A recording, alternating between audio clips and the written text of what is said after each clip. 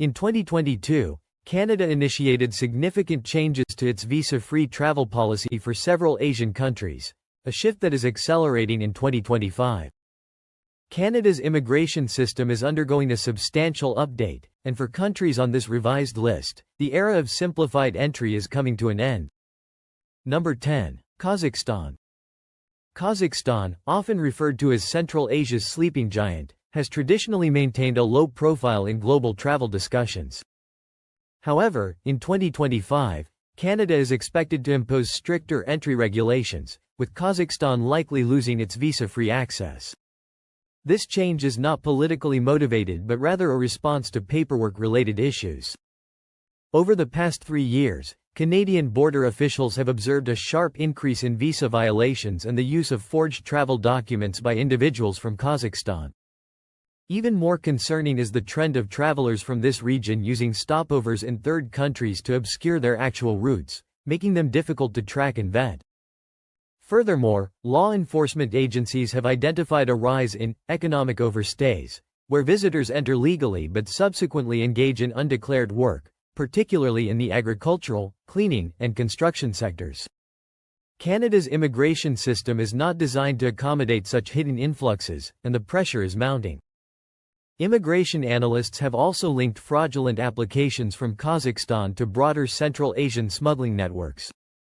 While not every traveler is complicit, the damage to Canada's trust-based system is significant, leading to the closure of previously open pathways. Number 9. India. India, the world's largest democracy, a burgeoning tech hub, and home to over 1 billion people, may require visas for entry into Canada by 2025. Once considered a growing partner in global mobility, India is now under intense scrutiny, with potentially severe consequences for its citizens. Many Indian travelers currently utilize the ETA system for business, tourism, or family visits to Canada. However, Canadian immigration authorities have witnessed a massive surge in asylum claims from Indian nationals, particularly from Punjab and Haryana, many of whom initially entered through visa-free programs and then remained in the country. Additionally, India now ranks among the top countries for visa overstays and work permit violations. This includes students who never attend classes and tourists who disappear into undocumented labor markets. This pattern increasingly suggests systemic abuse rather than isolated incidents. A key factor in this decision is the strain on Canada's refugee processing system, which is now overwhelmed by a significant share of Indian applicants. Coupled with growing concerns over fraudulent documents, mismatched identities, and even ghost colleges in the student visa stream, the trust that facilitated easier entry is severely eroded. Number 8. Indonesia. Indonesia, the world's fourth most populous country, a land of diverse islands and rich culture, and a growing player in Southeast Asia, may also be removed from Canada's visa-free list in 2025. On the surface, Indonesia appears stable, with a rising economy, strong diplomatic ties, and a booming tourism sector. However, beneath this facade lies a significant problem: widespread visa abuse. Over the past few years, Canadian authorities have observed a disturbing pattern of Indonesian travelers entering on ATAs or short-term visas and then overstaying their welcome, often integrating into informal labor sectors. Unlike some countries with high overstay rates but low overall volumes, Indonesia's numbers are both substantial and increasing, putting considerable pressure on immigration enforcement, social services, and, crucially, the trust inherent in visa exemptions. Furthermore, Canada's intelligence community has quietly raised concerns about ID falsification and smuggling rings operating between Southeast Asia and the West Coast. While not all of these are directly linked to Indonesia, the country's porous borders and lax document controls make it a vulnerable entry point, causing unease among policymakers. Number 7. Pakistan. Pakistan, a nation with deep historical ties to Canada, a large diaspora, and a significant presence in Canadian cities like Toronto and Vancouver, may find itself losing visa-free entry privileges in 2025. The reasons for this are multifaceted and pressing. Over the past decade, Pakistan has consistently ranked high in the number of asylum seekers arriving in Canada under short-term entry programs. Many individuals enter legally with travel authorizations and then file for refugee status, frequently citing political or religious persecution. While some claims are valid, many are not. This situation has overwhelmed Canada's immigration courts, with Pakistani applicants accounting for a disproportionate share of the backlog. This leads to years of delays, ballooning costs, and a system under immense strain. Additionally, intelligence assessments have raised serious concerns about limitations in background checks. Weak institutional record-keeping in parts of Pakistan makes it nearly impossible to verify an applicant's identity, criminal history, or intent. Reports of radicalization routes and passport fraud further erode the trust that underpins entry policy. Some Canadian provinces are now actively lobbying the federal government to tighten entry restrictions, citing the burden on local shelters, legal aid, and housing systems. Number 6. Vietnam. Vietnam, one of Asia's fastest-growing economies and a rising hub for technology and manufacturing, is also quietly slipping down Canada's trust list. In 2025, Vietnam could lose its visa-free status with Canada. While trade is flourishing, student enrollment in Canadian universities is at record highs, and tourism has boomed. A deeper look reveals emerging issues. Over the past 5 years, Canada has observed a notable spike in visa overstays and immigration violations involving Vietnamese nationals, particularly in the student and temporary worker categories. A significant concern is the growing network of fraudulent education agents and document forgers operating between Vietnam and Canada. These networks recruit applicants under deceptive enrollment schemes, submit falsified financial documents, and exploit Canada's streamlined ETA process.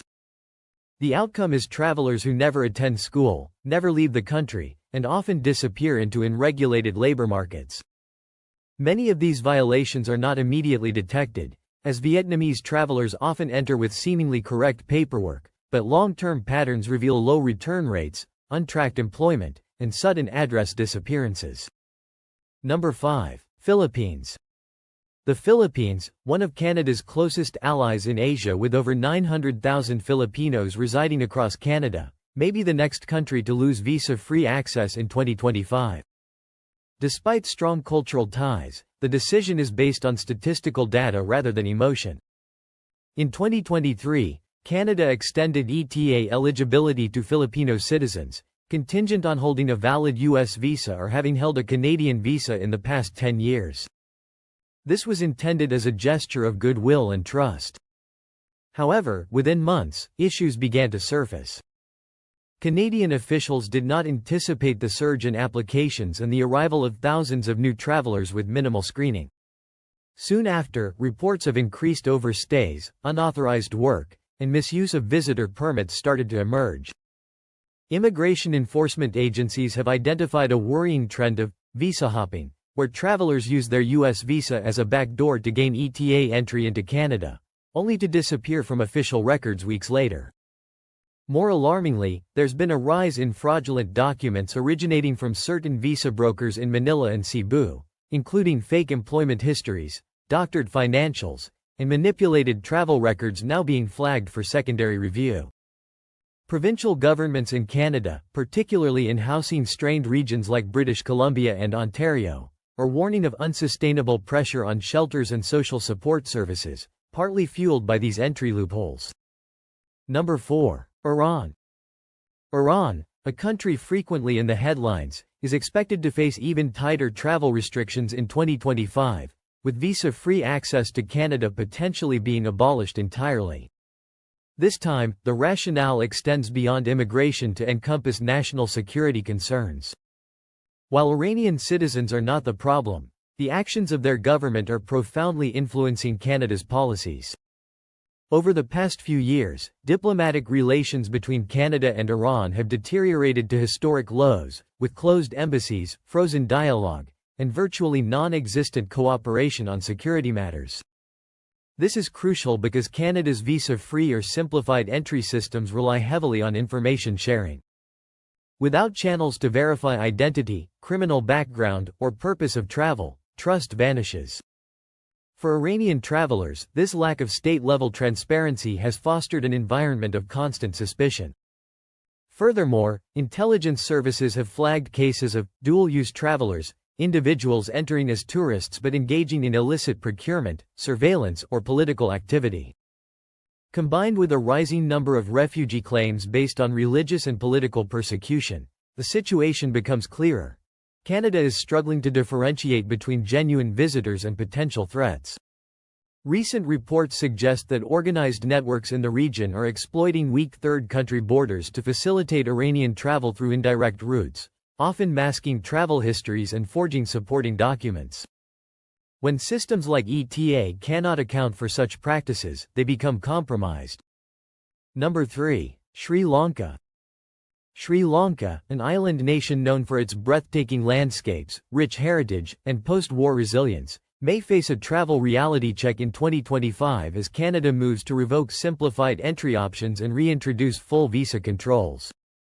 This decision stems from the increasing prominence of subtle but concerning patterns. Initially, Sri Lankan tourism did not raise red flags, with moderate visitor numbers, steady student migration, and generally calm bilateral relations. However, over the past few years, Canadian immigration officials have noticed a subtle shift. A rise in short-term visa overstays, particularly in labor-intensive regions like Ontario and Alberta. The issue isn't merely volume, it's intent. Many Sri Lankan visitors, especially those entering on ATAs or tourist pathways, are using their temporary status as a bridge to the underground job market. Illegal employment in sectors from construction to elder care is increasing, quietly reshaping how Sri Lankan mobility is perceived. More complexly, Canadian authorities are reporting increasing cases of asylum applications filed after arrival, citing economic instability or ethnic discrimination. While some claims are credible, others are vague, inconsistent, or part of a broader trend of visa to refugee conversion that is heavily straining Canada's asylum system. Furthermore, concerns about document authenticity are growing, with fraudulent birth certificates, inconsistent travel histories, and unverifiable financial statements becoming more frequent in applications originating from Sri Lanka. Immigration risk assessments now place the country in a moderate to high concern bracket, a status that often precedes restrictions. Number 2. China. China, a global superpower, a technology and trade titan, and one of Canada's largest economic partners, is witnessing a rapid shift in immigration trust.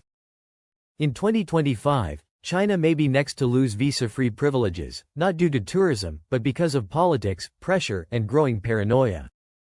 Millions of Chinese travelers adhere to regulations, spend generously, and return home as expected.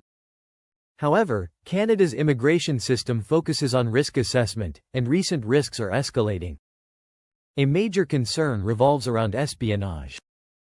Canadian intelligence agencies have openly warned about foreign influence operations, cyber infiltration, and covert surveillance linked to entities connected with the Chinese state. These are not mere theories but are outlined in national security briefings, and when such suspicions permeate immigration, the entire system tightens. Additionally, the student visa stream has come under scrutiny, with reports of enrollment in ghost colleges, forged transcripts, and academic fraud triggering thorough reviews of Chinese applications, particularly in tech-heavy fields like engineering and AI. Some universities are now proactively flagging applicants for secondary checks. Meanwhile, internal political pressure in Canada has intensified following a series of diplomatic standoffs, including the Huawei controversy, election interference claims, and tit-for-tat expulsions. Canada is under pressure to demonstrate its resistance to foreign influence, which translates to clamping down on access. Finally, low transparency and weak exit tracking on the Chinese side make it nearly impossible for Canadian officials to verify travel histories or detect overstays in real time. Number 1. Afghanistan. Afghanistan, a nation ravaged by conflict, displacement, and decades of instability, is expected to face the most severe entry restrictions yet in 2025, as Canada prepares to completely shut down any remaining visa-free pathways, even humanitarian ones.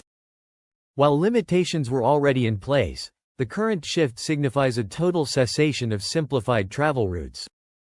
Canada, once a leading resettlement destination for Afghan refugees, is now moving to seal off all simplified travel routes, citing unmanageable risk, documentation breakdown, and a lack of verifiable data. The core problem is state collapse. Since the Taliban's return to power, Canada no longer recognizes the de facto Afghan government. Without formal diplomatic ties, there is no trusted authority to verify passport legitimacy, criminal records, or even basic identity.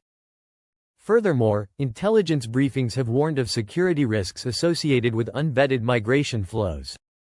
With extremist groups active in the region and border enforcement effectively paralyzed, there is a growing fear that individuals with unknown affiliations could exploit humanitarian channels to gain access. Compounding this issue is the surge in document fraud, with fake passports, forged refugee IDs, and third-country transit scams becoming commonplace. Afghan nationals are entering through loosely controlled routes in Central and South Asia, often presenting conflicting stories and unverifiable backgrounds. Canada's immigration infrastructure is simply not equipped to absorb such a volume of uncertainty, especially when public safety and international obligations are at stake.